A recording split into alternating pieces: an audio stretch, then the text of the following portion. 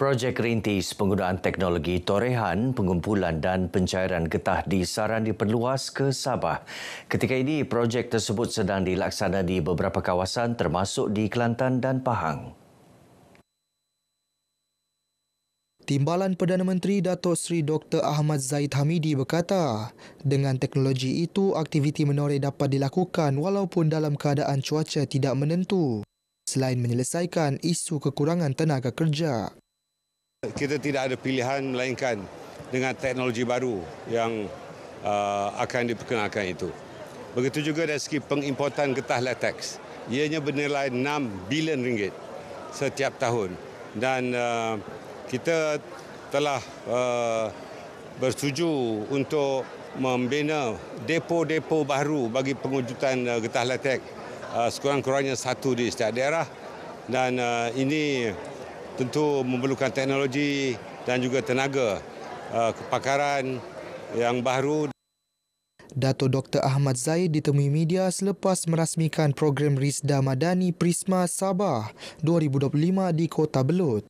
Beliau turut menyarankan Risda menjalin kerjasama dengan pelbagai pihak untuk mewujudkan industri hiliran berasaskan getah asli bagi mengurangkan pengimportan getah lateks. Rakyat negeri ini sambut baik usaha Perdana Menteri Datuk Seri Anwar Ibrahim mahu mempercepat pembaikan kerosakan infrastruktur akibat banjir dan tanah runtuh tanpa mengikut proses biasa. Usaha itu menunjukkan kesungguhan kerajaan membela nasib rakyat terjejas. Saya rasa ini satu inisiatif yang baguslah sebab Sabah pun memang selalu tidak cukup peruntukan kan, dan selalu banyak bencana alam ni memang meragut nyawa dan banyak kerosakan kan. Selalu kalau proses begitu lambat, saya rasa kami pun sudah merana begitu lama, dan ini satu inisiatif yang baguslah. Saya rasa kalau boleh lagi dipercepatkan supaya terus boleh buat.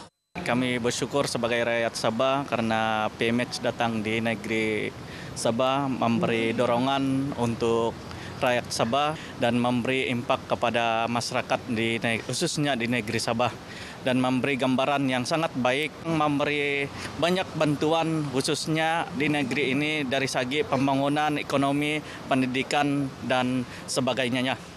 Dalam lawatannya ke Sabah, Datuk Seri Anwar memberi jaminan bahawa fokus kerajaan ketika ini ialah menyelesaikan isu bekalan air dan elektrik serta pembaikan sekolah dan jalan di Sabah berikutan insiden bencana menimpa penduduk. Institut Kemahiran Belia Negara IKBN Kinarut akan laksana pelbagai program dan latihan tahun ini. Antaranya program latihan kemahiran inklusiviti belia autisma dan berkeperluan khas melalui bidang percetakan cenderahati bermula 1 Oktober ini. Inisiatif ini membuka peluang kepada golongan belia berkeperluan khas untuk memperoleh kemahiran, meningkatkan keyakinan diri serta menjaminkan masa depan yang lebih cerah.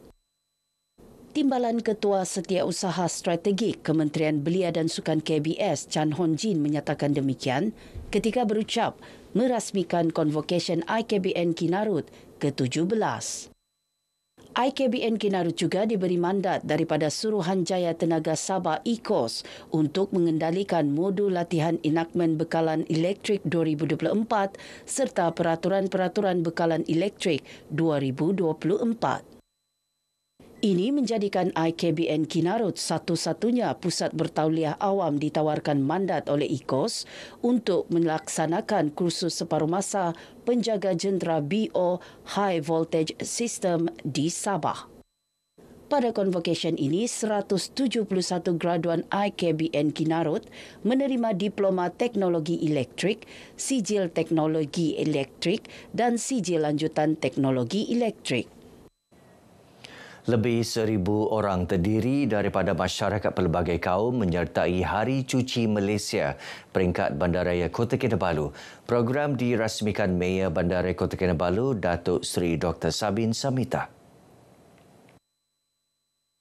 Menurut Datuk Seri Dr. Sabin, program diadakan serentak di seluruh negara pada Sabtu terakhir bulan September ini bersempena World Environment Health.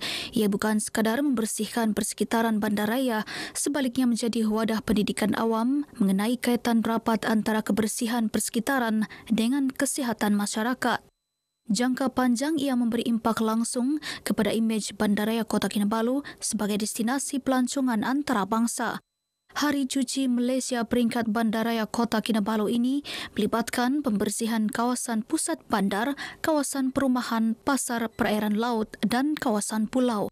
Sempena program ini, penyampaian hadiah cabaran Kampung Kuh Bersih edisi Kepulauan melibatkan 7 kampung di Pulau Gaya dan Pulau Sepanggar disampaikan. Lahirkan generasi muda berketerampilan dan berilmu. Pengarah Pendidikan Sabah Datuk Raisin Saidin berkata, pendidikan adalah proses berterusan melahirkan insan berdisiplin, berdaya saing, berjiwa kepimpinan dan berkarakter. Setiap pelajar adalah aset berharga yang jika dipupuk dengan kasih sayang, ilmu dan peluang akan memberi manfaat kepada masyarakat dan negara. Datuk Raisin berucap merasmikan Hari Misompuru 2.0 SK Lokyuk Likas, Kota Kinabalu. Teks ucapannya dibacakan penolong pengarah Sektor Pembangunan Murid Jabatan Pendidikan Negeri, Rosaini Suhaibul. Pelbagai pengisian diadakan termasuk sukan, pameran kesihatan serta aktiviti berteraskan nilai perpaduan dan pendidikan. Ibu bapa, guru, komuniti dan pihak berkuasa perlu berganding bahu untuk memastikan budaya buli dapat dihapuskan. Ini kerana usaha membanteras buli bukan tanggungjawab sekolah semata-mata, sebaliknya dilaksana secara kolaborasi semua pihak. Menyahut usaha itu, Persatuan Ibu Bapa dan Guru PIBG di daerah Kota Kinabalu menganjurkan konvensyen membincangkan hala tuju dan kebersamaan dalam membanteras budaya buli. Bersama-sama PIBG, YDP untuk berbincang, untuk mendengar motivasi dan bagaimana cara kita mengatasi dan cara-cara untuk kebersamaan di antara PIBG, komuniti dan pihak sekolah untuk terus membangun pendidikan dan membenteras buli di negeri Sabah. Konvensyen bertemakan hentikan buli ini disertai lebih 100 peserta, terdiri pengerusi dan exco PIBG sekolah-sekolah daerah Kota Kinabalu. Program Jelajah Sabah Tanah Airku akan diperluas ke seluruh negeri. Ia inisiatif Institut Kajian Pembangunan Sabah IDS bagi memupuk semangat cinta dan sayang terhadap negeri melalui pendekatan pendidikan secara tidak formal.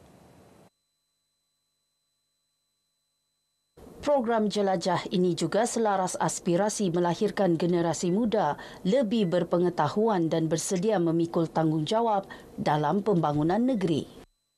Pengerusi IDS Datuk Seri Panglima Aziza Muhammad Dun berkata, program ini penting untuk memperkukuh identiti kenegerian dan semangat kebersamaan rakyat Sabah. Ini semua adalah untuk orang muda. Generasi akan datang. Mereka yang meneruskan segala-gala ini. Jadi generasi ini perlu memahami dan tahu apa yang sedang berlaku dalam negeri kita, khususnya dalam negara kita, dalam negeri kita, dan apa yang ada untuk mereka di masa hadapan. Datuk Aziza menyatakan demikian selepas merasmikan Forum Jelajah Sabah Tanah Airku, warna-warni komuniti Satu Nadi Satu Suara di Kota Kinabalu. Program Healing Hati 3.0 memberi ruang kepada peserta memperkukuh iman, menambah ilmu dan membina ketabahan dalam menghadapi cabaran hidup. Selain memberi penekanan kepada aspek merawat hati supaya setiap individu lebih tabah dengan iman yang kuat serta yakin kepada takdir. Kebanyakan masyarakat kita sekarang ni hadapi dengan pelbagai keadaan.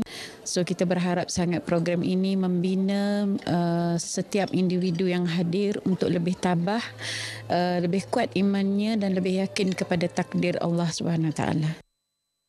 Beliau berkata demikian kepada media ketika ditemui selepas program ini di Kota Kinabalu menghimpunkan lebih 900 peserta termasuk dari Brunei dan Singapura.